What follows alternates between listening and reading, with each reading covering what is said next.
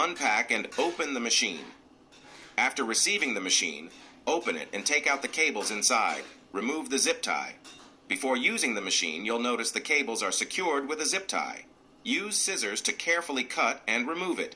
Identify the 3 cables inside. You'll find 3 cables. Power cable, black. Signal cable, used for the wire feeder. Ground cable, yellow with a clamp attached. Connect the power cable.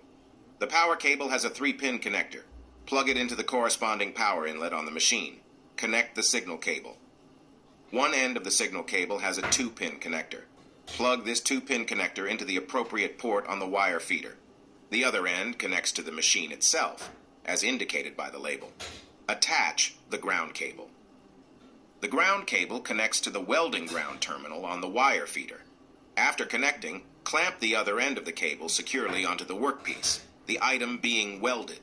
Connect the torch attached to the torch cable to the designated torch interface on the machine. Match it to the correct port as shown by the label.